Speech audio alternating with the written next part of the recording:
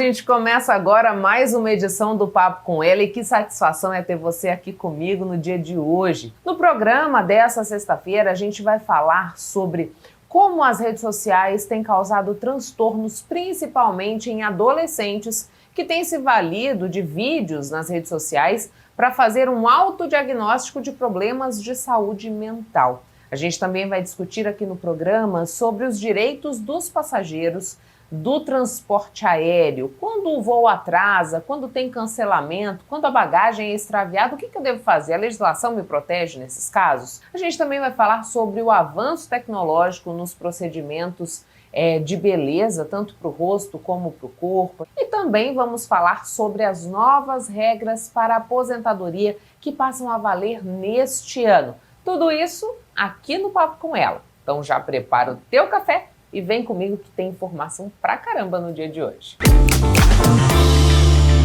Ao passo em que as redes sociais facilitaram o acesso à informação, elas também têm causado transtornos. E um deles é o autodiagnóstico para problemas de saúde mental. Segundo especialistas, essa tendência tem crescido entre adolescentes desde 2021. Mas quais os prejuízos desse tipo de comportamento? É para falar sobre isso que recebo aqui no Papo com Ela a psiquiatra Michele Costa. Doutora Michele, muito obrigada por aceitar o nosso convite, para que a gente pudesse falar um pouco mais desse novo fenômeno, né, que é o autodiagnóstico de problemas de saúde mental, a partir daquilo que eu tenho acesso na internet.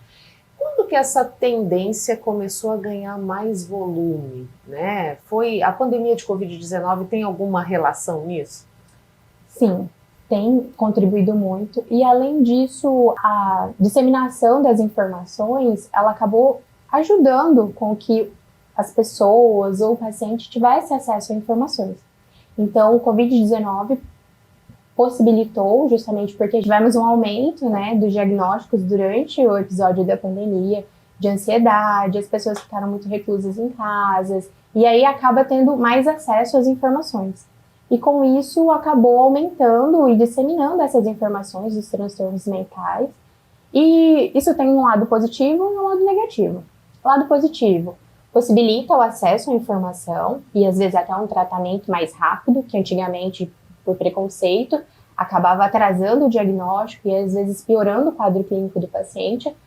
Mas também tem um lado negativo, que é, às vezes, fazer um diagnóstico errado a partir de uma informação da internet. Dentro dessa perspectiva, doutora, tenho acesso à informação, acho que me afinizo com alguns daqueles sintomas ou comportamentos. A partir disso, é um caminho natural que a pessoa procure um profissional que possa ajudá-la nesse sentido, ou ela pode também buscar aí uma automedicação por vias que não são recomendáveis? Então, o que a gente observa geralmente é que o paciente se identificando com alguns sintomas, ele acaba procurando pessoas que têm um transtorno parecido e acaba se automedicando, o que é muito ruim.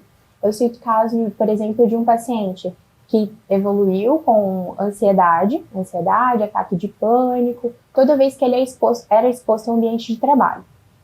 E aí ele veio numa primeira consulta, já tinha passado por alguns colegas, com um diagnóstico de ansiedade. Tanto é que naquele primeiro momento ele tinha ansiedade, a gente precisava tratar aquela ansiedade dele. E aí numa segunda consulta, numa terceira consulta, eu cheguei ao diagnóstico de autismo.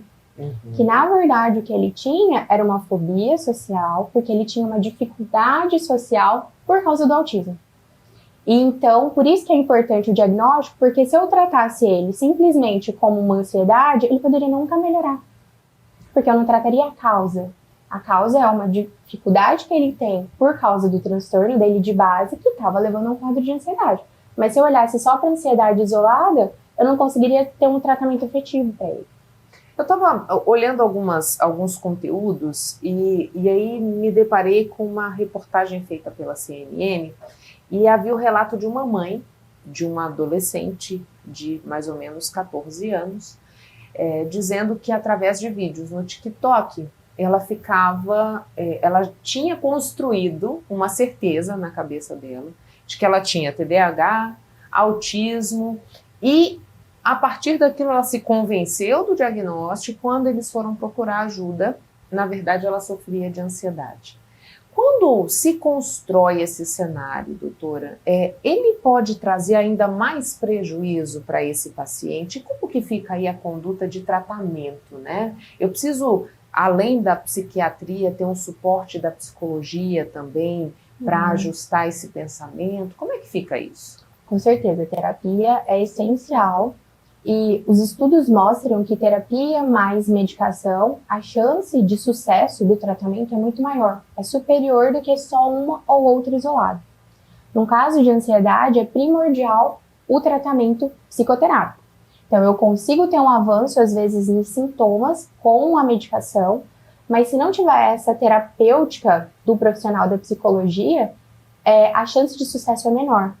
Neste caso, em especial, dessa paciente, né, então a gente consegue observar que são muitas informações que o paciente ou o indivíduo está exposto. Então aí ele pega fragmentos desses sintomas e começa a se identificar. Então, por exemplo, eu posso ter um quadro de irritabilidade presente tanto na bipolaridade, tanto no TDAH, tanto na ansiedade.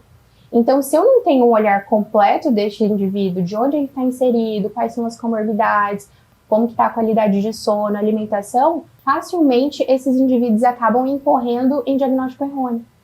Porque às vezes é só uma necessidade fisiológica que está ali deixada em segundo plano e não um problema de saúde mental instalado, né? Uma coisa bastante comum, que já foi até relato, um paciente em algum momento procurou o psiquiatra com quadro de desânimo, apatia, perda de sentido na vida, enfim.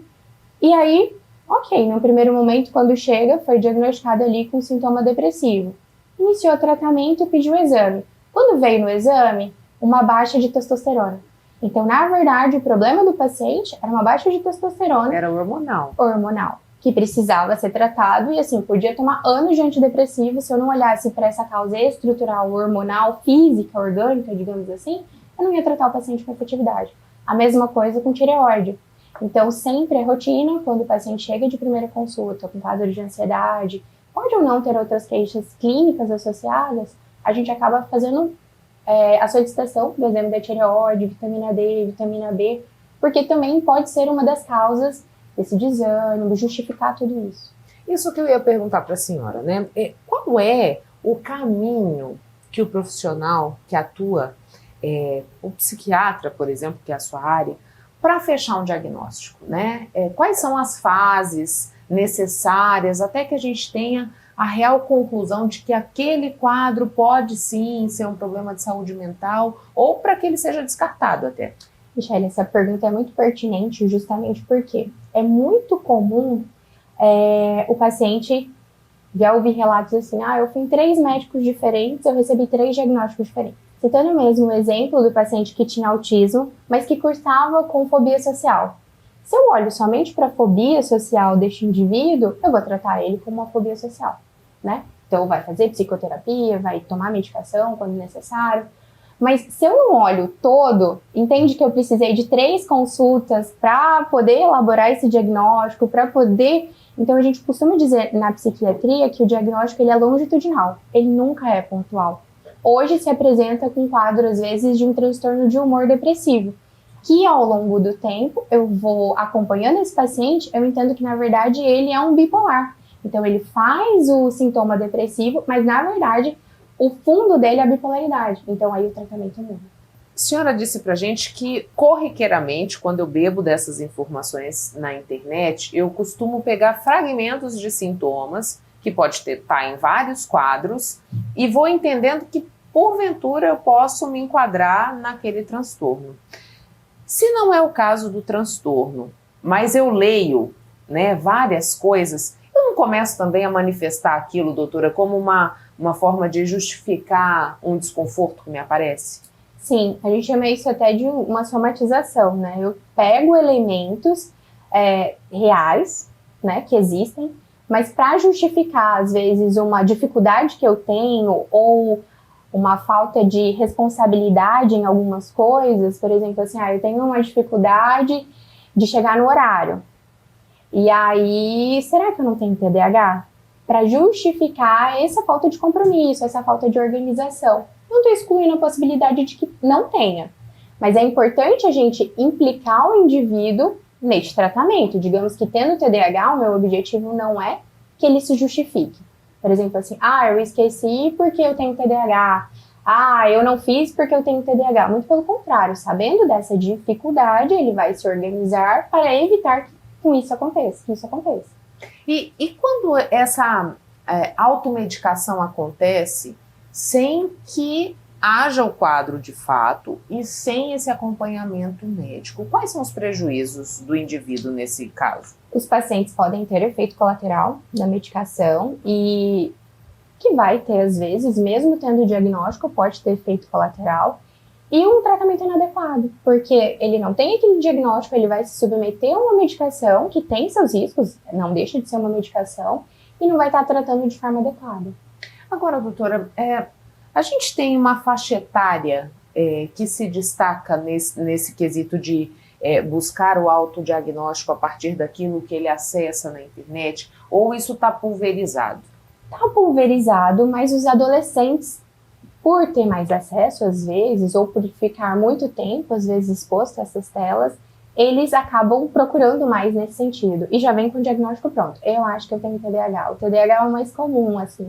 Mas também transtorno de ansiedade, depressão, também vem. Mas o TDAH disparado no consultório, assim, né? E pode ser, às vezes, para se justificar numa dificuldade que exista, né? Dessa concentração, que é importante a gente falar que o TDAH, ele não é uma falta de atenção. Ele envolve outras características, que a gente pode falar às vezes em um outro momento, mas que ele não é uma dificuldade de atenção.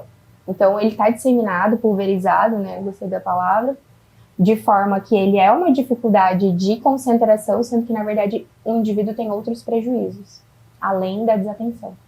Pode falar pra gente quais são? Claro, é muito comum, além do prejuízo da desatenção, uma desregulação emocional. É muito comum. Desregulação emocional acontecer no TDAH, a impulsividade, às vezes de fala, às vezes para conter até essa instabilidade emocional que foi causada por uma situação, ele acaba se tornando uma pessoa impulsiva, e depois quando ele tem consciência, ele percebe que talvez exagerou, que passou do ponto, mas aí já foi construída uma situação inadequada ali, então esses são os prejuízos. Então prejuízo acadêmico, prejuízo funcional no trabalho, chegar atrasado, endividamento, porque aí não consegue pagar as contas no horário, prejuízo também no contexto familiar, porque acaba sobrecarregando o cônjuge, porque o cônjuge tem que ficar em cima, o cônjuge tem que lembrar, entendeu? Então outra coisa bastante comum, quando tem hiperfoco, seja no trabalho ou seja em uma outra esfera, ele acaba negligenciando tudo ao redor por causa daquilo. Então imagina o prejuízo de alguém que tem que buscar o filho na escola e gosta tanto do trabalho, quando se deu conta, já está no horário de buscar o filho, e ele não pegou. Então assim, precisa se estruturar e se organizar psiquicamente para que isso não aconteça. A senhora falava pra gente dessa questão de chegar no consultório, muitas vezes, com um diagnóstico, um autodiagnóstico fechado. A partir do momento que o profissional detecta que o quadro não se trata mesmo daquilo, qual é a conduta do paciente? Ele é resistente ou ele aceita que o que se configura na real não é aquilo que ele imaginava? Depende de como o paciente se apresenta. Se ele, no primeiro momento, tem convicção de que aquele é o diagnóstico dele, ele tem uma certa resistência. Aí é importante o cuidado do profissional de como que ele vai abordar esse indivíduo. Porque a gente precisa ter esse cuidado com o indivíduo, até porque ele precisa confiar na minha conduta, né? Para eu propor um tratamento adequado para ele. Geralmente eles não oferecem muita resistência, até porque quando a gente explica, olha, você fecha critérios para isso, mas isso também está incluso nesse e nesse outro diagnóstico, então a gente não pode fechar esse diagnóstico com base somente nisso. Uma coisa que acontece bastante, eu tenho seletividade alimentar, eu sou autista, calma aí. Não é um diagnóstico nuclear, é um diagnóstico acessório à seletividade alimentar. Claro que pode ou não estar presente dentro do quadro de autismo. Então, é muito comum chegar, às vezes, sintomas acessórios como sendo sintomas principais para justificar um quadro. Agora, doutora, é importante a gente destacar que, de alguma maneira, se as pessoas estão buscando as informações na internet, é porque a preocupação com a saúde mental agora passa a estar incluída nesse dia a dia. Mas é preciso também lembrar que para a gente chegar num tratamento adequado, para a gente diagnosticar de fato que ali se apresenta um distúrbio, é sempre um profissional mais indicado. Sim, né? é um profissional qualificado, porque a gente sabe que tem profissionais e profissionais. Então, de preferência, é um profissional que tem experiência com a saúde mental, que tem RQE, um psiquiatra, ou tenha, né, ou experiência mesmo na saúde mental, para poder fazer esse diagnóstico. A gente tem psicólogos também bastante capacitados que levanta essa possibilidade de diagnóstica que a gente trabalha muito em associação. Muito obrigada pelas informações. Obrigada. Pessoal, chega mais que a gente precisa falar de um assunto que é sério, é a violência contra a mulher. Nós sabemos que os casos de violência doméstica são altos e é por isso que o governo de Mato Grosso lançou o movimento MT por Elas. Se você sofre qualquer tipo de violência física, sexual, psicológica, moral ou patrimonial, saiba que não está sozinha. O programa Ser Família Mulher lançou este movimento para dar um basta à agressão de milhares de mulheres por todos os lugares. A gente não pode mais ignorar os gritos de dor e sofrimento. O governo de Mato Grosso está pronto para acolher qualquer mulher que esteja sofrendo algum tipo de violência. Denuncie 180. Em casos de emergência, ligue 190. Repetindo, denuncie 180. Em casos de emergência, ligue 190. Governo de Mato Grosso. A gente vai a um breve intervalo comercial, mas o papo volta já já. Não saia daí.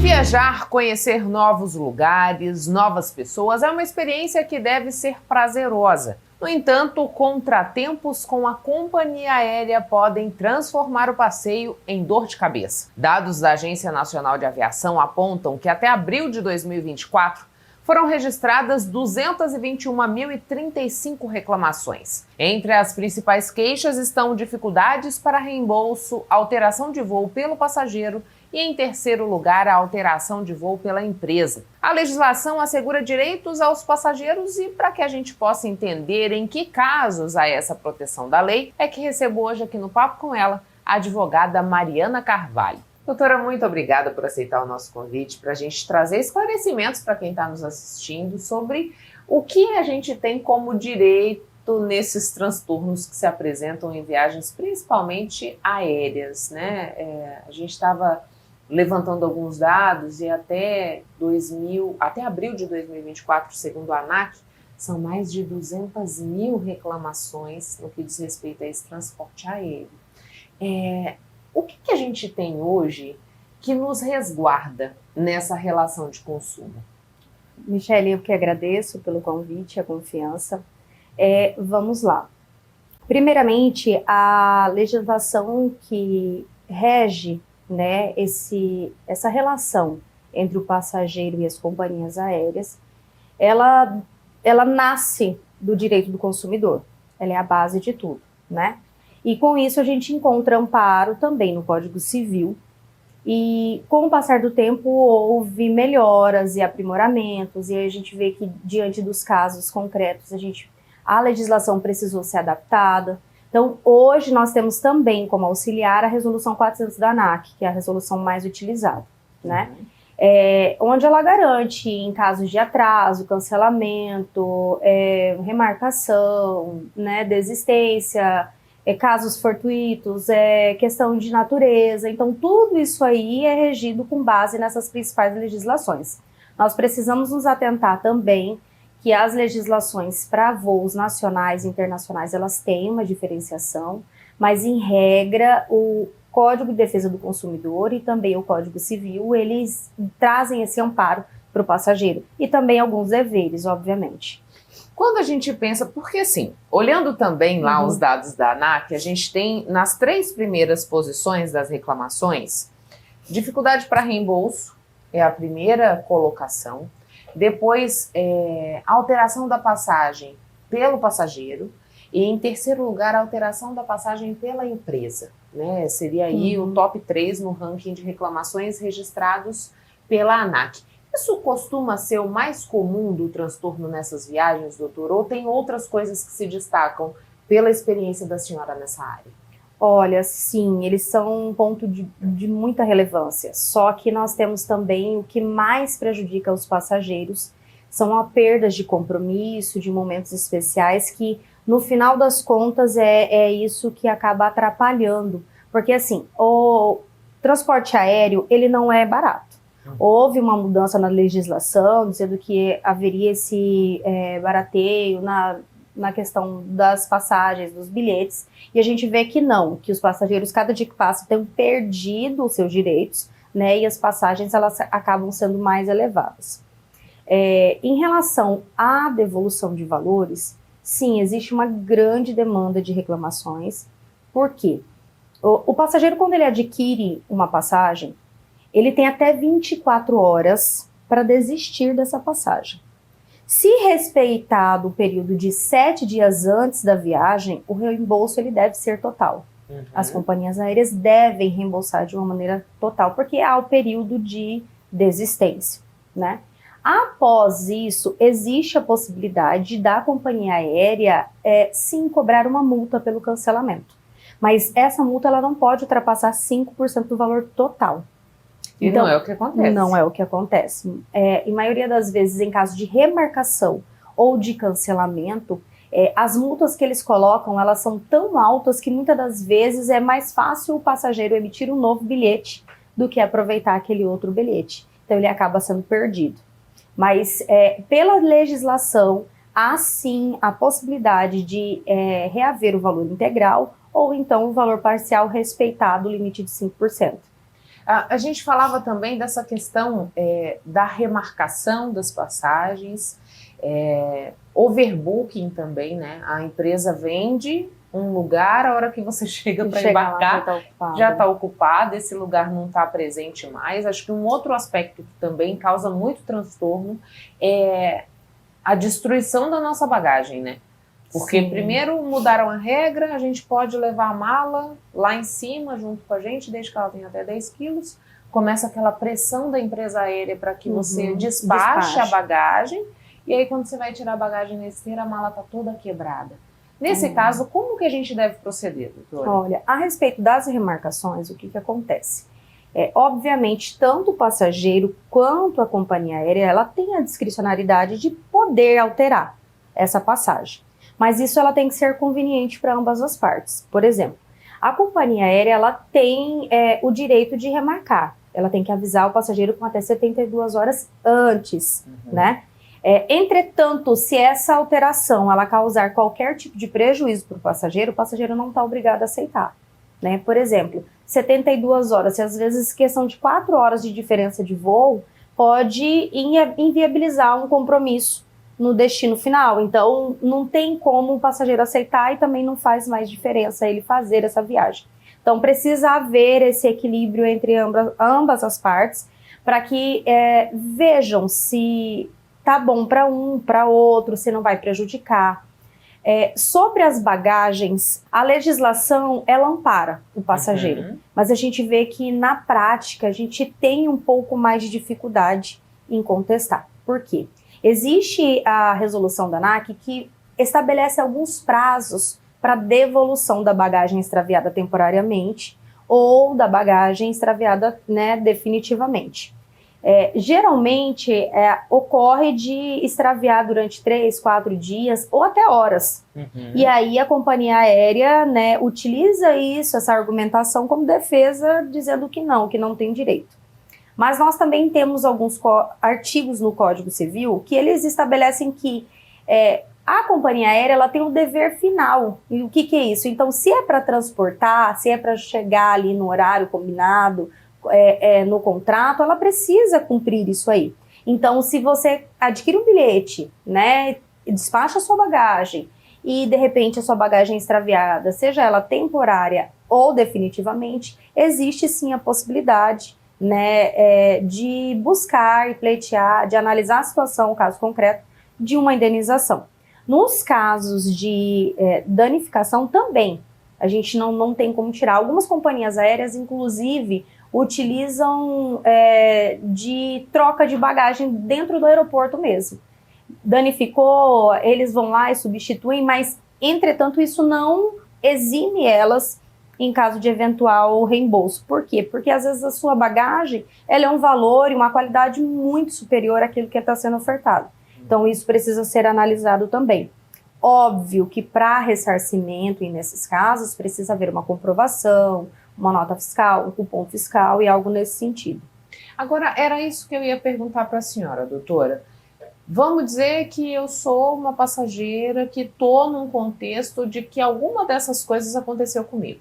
Ou foi o overbooking, ou a empresa remarcou a passagem, ou cancelou o meu voo, não me avisou com esse período de antecedência, eu tive que passar um tempão lá no aeroporto.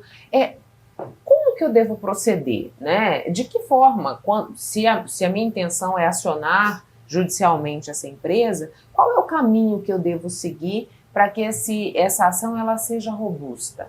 Tá. Sobre o overbooking, o passageiro ele precisa estar preparado. Tá? Assim como quando a gente vai fazer uma viagem de carro, a gente faz aquela revisão, faz um checklist, é muito importante que o passageiro que utiliza o transporte aéreo também faça, então, assim como os terrestres, né, o ônibus. Essa semana mesmo aconteceu um caso com uma cliente nossa do escritório, em que essa cliente ela estava no aeroporto, despachou a bagagem dela por volta de 2 horas da tarde. Quando no horário do check-in ela estava na fila do embarque, ela já havia feito check-in online, estava na fila, e faltando um pouco mais de meia hora para encerrar o embarque, eles fecharam o portão, dizendo que não tinha como, porque o voo foi adiantado em 15 minutos mais ou menos, e utilizaram essa argumentação para justificar que ela e mais alguns passageiros não poderiam embarcar. Mas, diante do contexto, diante de tudo, de todas as provas que ela conseguiu produzir, nós conseguimos identificar que nada mais se tratava de um overbook. Então, assim, hoje, as companhias aéreas, muitas delas, têm utilizado de táticas para ludibriar o passageiro, nesse caso do overbooking, para não demonstrar que vendeu passagens a mais, assentos a mais. Então, o passageiro ele precisa fotografar o cartão de embarque, a fila, de repente o painel para comprovar que o voo saiu, né? Saiu no horário combinado, que ele estava ali. Então, esses detalhes são muito importantes. No caso de atraso, por exemplo, nós sempre orientamos o passageiro a pegar uma declaração de contingência, né? Que a companhia aérea ela tem o dever de a cada 30 minutos informar o passageiro e na prática isso não ocorre. Obviamente a companhia aérea ela não vai lhe oferecer uma declaração de contingência, mas a partir do momento que o passageiro vai ao guichê e requisita, ela tem a obrigação de entregar. Então o que vai constar nessa declaração de contingência?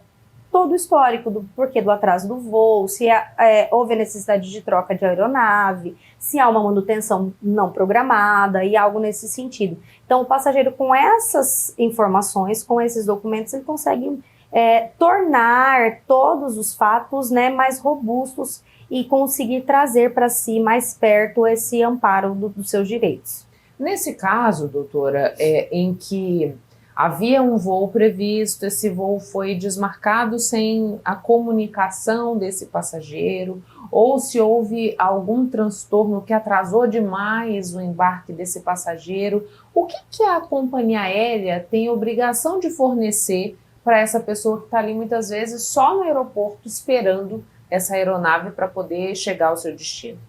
A respeito das remarcações, né, ou de atrasos, todas elas precisam ser comunicadas.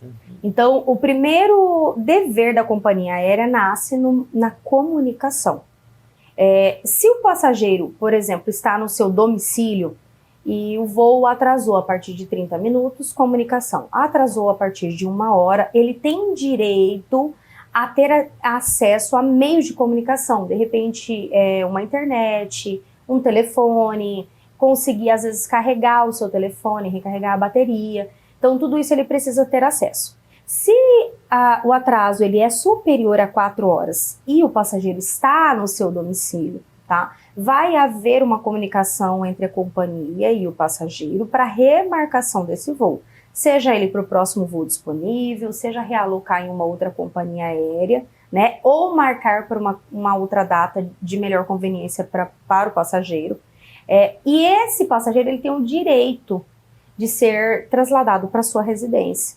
E depois a companhia aérea vai lá e manda buscá-lo novamente. Agora, se o passageiro não está no seu domicílio, esse atraso superior a 4 horas, ele já enseja o direito de acomodação. Então, além de ser trasladado, a companhia aérea ela precisa fornecer também a hospedagem, a alimentação. A alimentação, a partir de 2 horas, a companhia aérea ela já deve fornecer. Ou, né, o almoço em algum restaurante, estabelecimento já conveniado, ou algum voucher. Mas é muito importante que o passageiro tenha em mente que esse voucher ele precisa ser equivalente. Né? Nós temos casos de clientes, por exemplo, que receberam um voucher que mal dava para comprar uma água e um pão de queijo. Porque a gente sabe que os valores em aeroportos são exorbitantes, exatamente. São muito, muito elevados. Então, assim, não tem como a companhia aérea se eximir de ter prestado dado uma prestação material ao passageiro se não foi condizente, se ele não conseguiu reparar, tá? Todas essas prestações, elas precisam ser ali no momento, essa assistência ela precisa ser no momento do fato.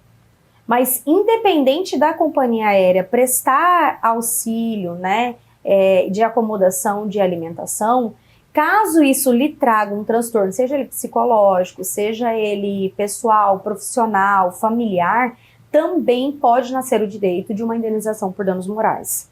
Então, precisa ficar configurado esse prejuízo para que possa requisitar essa indenização, é isso? Em alguns casos, essa indenização ela é de maneira objetiva.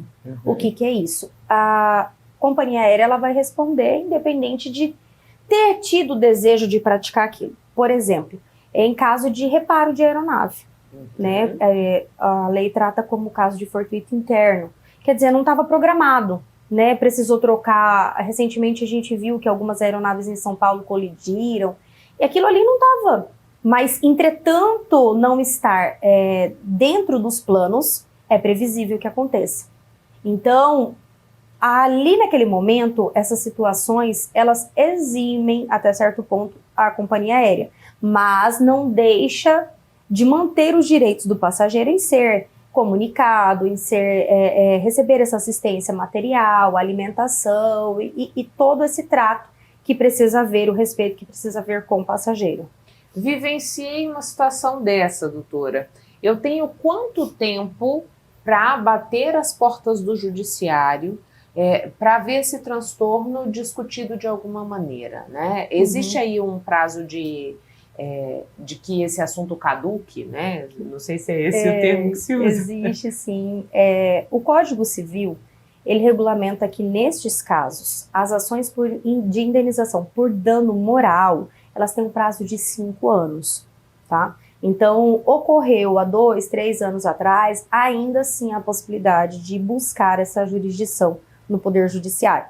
O que nós precisamos avaliar é que, muitas das vezes, o passageiro ele passa por problemas que envolvem o dano material, por exemplo, o extravio, a danificação de uma bagagem, e no mesmo voo ele sofre uma situação que lhe causou um dano moral. Essas duas indenizações, esses dois direitos, eles têm tempo diferente, porque, por exemplo, o dano material ele só tem 2 anos.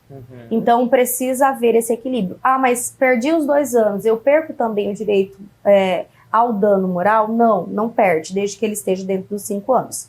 A legislação também estabelece que essa reparação ela precisa acontecer nos voos domésticos e nacionais no prazo de 5 anos e para voos internacionais de até 2 anos.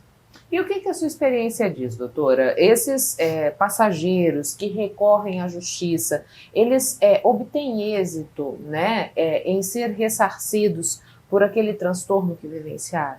Olha, infelizmente, acontece de que nem 15% dos passageiros lesados buscam reparação. por mais que exista esse número elevado de reclamações e de buscas, por exemplo, no último censo, a gente ainda vê que ele é muito, muito inferior das pessoas que realmente foram lesadas. O Poder Judiciário, existem parâmetros entre tribunais, mas de forma geral, os passageiros têm sim recebido um respaldo por parte do Poder Judiciário. No escritório, por exemplo, nós temos muitas demandas que, ao serem ajuizadas, a gente consegue reverter isso em fase amigável ainda, ou às vezes a gente nem chega a judicializar, porque existe uma tratativa antes de tudo isso acontecer, com os advogados, com a parte da companhia aérea, mas assim, de uma maneira geral, sim. O que nós temos que, infelizmente, tem ocorrido muito é que essas reparações elas não têm sido condizentes com o dano sofrido, o abalo do passageiro, né? Então, mas de uma forma geral, sim, quem busca o amparo do Poder Judiciário tem recebido, sim, uma boa resposta. E a recomendação que fica, então, doutora, é não deixar para lá, é buscar os direitos, porque assim também a gente consegue, a partir de dados, pressionar essas companhias para que a prestação de serviço seja melhorada, né? Existe o fato de que se o passageiro conhecer os seus direitos, ele já vai saber onde está sendo lesado, né? Esse é o primeiro ponto, conhecer os seus direitos. Mas, doutor, eu não conheço, aconteceu um fato comigo, eu não sei se eu tenho direitos ou não, se houve a lesão do meu direito. É muito importante que o passageiro procure um advogado de confiança, né, o seu advogado, na qual ele já tem ali essas tratativas a respeito dos seus direitos. Quando o passageiro ele não conhece os seus direitos, ele se coloca numa posição muito mais vulnerável. O Código de Defesa do Consumidor, ele sim já estabelece essa relação de vulnerabilidade entre o passageiro e as companhias aéreas. Afinal de contas, eles oferem renda, né? Oferem renda a respeito dessa comercialização de passagens. Agora, o passageiro, a partir do momento que ele entende os seus direitos, sim, ele consegue buscar. Obviamente, o advogado ele não está para orientar o cliente, o passageiro, a judicializar todas as demandas. Algumas delas, graças a Deus, têm sido resolvidas por meio de contato com a companhia aérea. Então, às vezes, o próprio passageiro, ele consegue entrar em contato com a companhia aérea e ser ressarcido de alguma forma. Entretanto, a gente vê também que precisa haver um cuidado, porque muitas vezes o que é lhe ofertado de assistência não é o que realmente ele teria direito. Obviamente, se algumas pessoas se sentirem amparadas, né, que foram devidamente cuidadas, né, e ressarcidas de uma forma que cumpriu o seu propósito ali, tá tudo bem. O importante é que as partes fiquem bem. Né, mas de uma maneira geral, sim, a gente sempre orienta os passageiros a conhecer os seus direitos e, na dúvida, procurar um advogado para que possa esclarecer os fatos. Muito obrigada pelas informações. Eu que agradeço. Intervalo comercial, a gente volta já. Rever quantas vezes quiser. E para isso eu te faço um convite. Venha fazer parte do nosso canal. Você ainda não está inscrito ou inscrita? Então fica o meu pedido, inscreva-se, porque assim você não perde nenhum assunto do papo. A gente colocou esse QR Code aí na sua tela para facilitar a sua vida. Aponta a câmera do celular para ele que ele já vai te dar certinho o endereço onde você pode se inscrever no nosso canal. A forma de cuidar da beleza mudou. Antigamente, os tratamentos eram mais simples e limitados, mas com o avanço da tecnologia, o cuidado da pele e do corpo ganhou novas possibilidades com aparelhos e técnicas mais avançadas e procedimentos menos invasivos. Cuidar da pele deixou de ser apenas uma preocupação estética e passou a ser vista como uma questão de saúde. A evolução da medicina estética trouxe alternativas mais seguras e eficazes para quem busca tratamentos dermatológicos. A nossa qualidade de vida reflete realmente como está, né? Fisicamente como a gente está. Então, quando elas querem fazer um tratamento relacionado à ruga, à mancha, à flacidez, principalmente o público mais velho, eles têm essa expectativa do médico falar, olha, o nosso tratamento vai levar 3 meses. Aí você pensa assim, nossa, daqui 3 meses está resolvido? Não, porque a gente continua envelhecendo, continua perdendo colágeno, a gente continua tendo a pele ressecada, os hormônios caem, então tudo precisa de manutenção. Então, dificilmente você vai ver um dermatologista dar alta para um paciente. Com mais de 20 anos de experiência, a dermatologista Lara Tavares acompanhou de perto essas mudanças. Se antes os procedimentos estéticos eram mais invasivos, hoje a busca por naturalidade e segurança é prioridade. Minha trajetória percorreu todo esse avanço da estética, né? E naquela época, as pessoas ainda tinham aquela cultura de cirurgia plástica na área do rosto, né? E era até difícil a gente convencer um paciente a fugir da sonhada cirurgia plástica, porque ainda existia aquele hábito de chegar no médico, resolver o problema e dar alta para o paciente, né? Se antes o desejo era por mudanças radicais e imediatas, hoje os pacientes entendem que cuidar da pele é um processo contínuo, que exige disciplina e acompanhamento. Hoje em dia, como o paciente ele sabe que tem que cuidar sempre, que existe uma manutenção para o seu coração, existe manutenção para ginecologia, né? Existe a manutenção para a pele. Então eu não preciso ser agressiva, eu posso ir cuidando preventivamente e fazendo um tratamento bem natural. Entretanto, nem todos os tratamentos são indicados para qualquer pele. O peeling de fenol, por exemplo, é um procedimento potente, mas que pode causar efeitos colaterais graves. Porque o fenol é da época que eu fiz estética, em 2001, 2002, né? E a gente escolhia determinados indivíduos que não ia obter grandes resultados com tratamentos mais suaves, em que era oferecido o peeling de fenol. E depois que foi vulgarizado, ou seja, tornou-se conhecimento mundial em todas as regiões sobre o peeling de fenol, as pessoas começaram a recorrer para o peeling de fenol, mesmo peles que não tinham a mínima necessidade. Por outro lado, novas tecnologias têm garantido resultados seguros e eficazes, como é o caso do peeling enzimático. O procedimento promove renovação celular sem causar descamação na pele ou possuir contraindicações. Hoje, a gente tem um peeling de 4ª geração, que a gente chama de Yalapil, que é um peeling que não há descamação, é um peeling enzimático, pode ser feito pré-praia, pós-praia, paciente com rosácea, e ele vai tratar tanto a saúde da pele, o clareamento da pele, como também um bioestimulador, sem descamação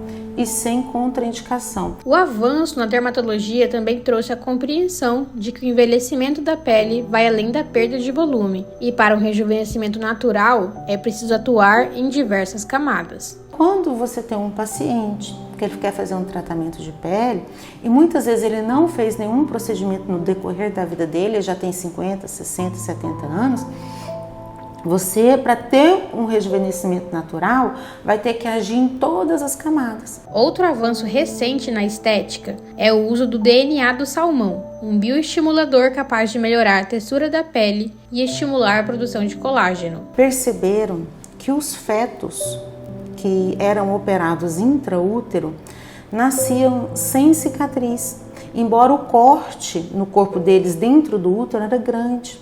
E começaram a perceber por que esse feto foi operado dentro do útero e não tem cicatriz.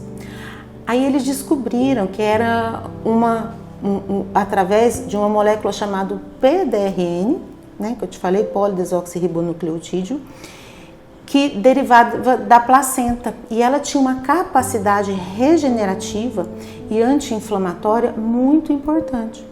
Aí eles começaram a fazer uma terapia regenerativa vindo da placenta humana, só que era inviável e caríssimo, e acabaram chegando no DNA, do espermatozoide do salmão. E para manter a saúde da pele em dia, o básico continua sendo essencial: proteção solar, hidratação e alimentação equilibrada. Uma boa vitamina C, né, que é um antioxidante importante, e uma boa hidratação. Então, o mínimo, né, você aplica um antioxidante, pode ser à noite, e um bom hidratante pela manhã. Uma pele mais envelhecida, ácidos à base de retinol à noite e vitamina C com hidratante pela manhã. E um skincare é o começo de um bom tratamento de pele. As regras para se aposentar passam por mudanças importantes nesse ano de 2025 e que foram definidas desde a reforma da Previdência em 2019. Quem está se preparando para a aposentadoria precisa estar atento e o Papo te ajuda nesse processo. A aposentadoria é um dos momentos mais esperados na vida do trabalhador, mas as regras para ter direito ao benefício mudam ano após ano. Desde a reforma da Previdência em 2019, alguns critérios vêm se tornando mais rígidos, e para não ser pego de surpresa, é fundamental entender essas mudanças e planejar o futuro com antecedência. Basicamente, as que vão sofrer alteração serão a aposentadoria por tempo de contribuição, mais idade progressiva, onde nós temos para a mulher a necessidade de ter 30 anos de tempo de contribuição, mais a idade de 59 anos. Já para o homem, a gente vai precisar de 35 anos de tempo de contribuição e 64 anos de idade. Outra regra que também sofre alteração é a regra de aposentadoria por pontos, onde a gente soma o tempo de contribuição daquele segurado mais a sua idade. Em 2025, para se aposentar nesta regra, é necessário que o homem tenha 102 pontos, com um mínimo de 35 anos de tempo de contribuição. Já para a mulher, a pontuação necessária é de 92 pontos, com um mínimo de 30 anos de contribuição. Outras modalidades de aposentadoria seguem em vigor, como é o caso do pedágio de 50% e de 100%, além da aposentadoria por idade, que continua sendo a mais utilizada. A maioria das pessoas que possuem um tempo de contribuição maior, em virtude da reforma da Previdência, que institui ali, normalmente quase todas as regras a gente tem uma idade mínima, muitas vezes o meu cliente ele possui um bom tempo de contribuição, mas na hora que a gente vai verificar ele ainda não tem a idade para entrar em alguma dessas regras. Então essa foi a intenção mesmo do legislador quando ele fez a alteração com a reforma da Previdência, porque se tinha muitas pessoas se aposentando muito jovem. Para evitar problemas na hora de solicitar a aposentadoria, é fundamental um planejamento previdenciário. Isso inclui a verificação de todas as contribuições, se elas estão corretas no sistema do INSS, e reunir a documentação comprobatória necessária. A gente vai verificar daquele trabalhador quais são os erros que constam, por exemplo, junto à Previdência Social, que é o INSS, para a gente calcular também, verificar os erros, o que a gente precisa fazer para regularizar esses erros e também a documentação, qual vai ser a regra que aquele trabalhador vai entrar, para quê e qual que é a regra mais interessante para ele, não só o tempo mais rápido para ele se aposentar, mas renda mesmo. Financeiramente, o que é interessante para esse trabalhador. Após o recebimento do primeiro pagamento da aposentadoria, não há como desistir ou mudar de regra. Por isso, a escolha correta pode impactar diretamente no benefício do trabalhador. No caso da aposentadoria rural, as regras também são diferenciadas, com idades reduzidas para mulheres e homens, mas com a necessidade de comprovação do labor rural. O labor rural, o trabalho rural daquele segurado, a gente pode tanto falar ele como segurado especial, que é aquela pessoa que, por exemplo, possui uma terra, ele cultiva ali com a sua família, é da lavoura. Então, para esses trabalhadores rurais, a gente classifica eles como segurado especial. Então, ele não precisa contribuir para o INSS. Ele vai comprovar que durante 15 anos ele esteve ali trabalhando como rural, vai completar a idade de 55 anos se for mulher e completar a idade de 60 anos se for homem. Mas a gente vai precisar comprovar também, 15 anos de efetivo trabalho rural, e no momento que a gente solicita a aposentadoria, que esse segurado e esse trabalhador rural ele preenche os requisitos, ele precisa também comprovar que ele está ali na atividade rural.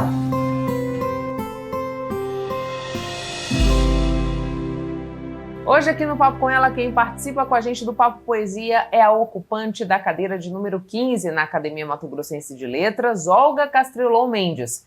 E a escolha foi o poema Vapor e Truia, de Natalino Ferreira Mendes. Um longo apito ecoa sonoroso.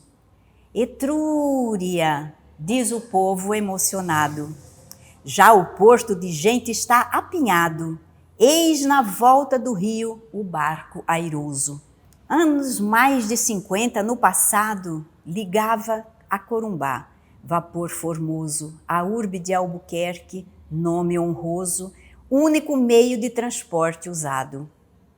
Assim, tanto te uniste à nossa vida no abraço da chegada e da partida, que símbolo já eras da cidade. Etrúria, o Paraguai está vazio, fecharam-te o cais, mas tu, navio, continuas vivendo na saudade. Chegamos ao fim de mais uma edição do Papo com Ela. Eu agradeço a você que ficou comigo até este momento. É sempre uma honra poder contar com a sua companhia. Mas antes de ir embora, eu quero te fazer um pedido. Siga o Papo com Ela no Instagram, no Facebook, no TikTok, se inscreva no nosso canal no YouTube e lembrando que você pode sempre mandar a sugestão dos assuntos que você gostaria de ver aqui no Papo. Para isso, você pode fazer contato através das nossas redes sociais ou por esse endereço de e-mail que aparece na sua tela. Tenha um excelente final de semana. Na sexta que vem a gente está de volta com muito mais informação para você. Um beijo e até lá!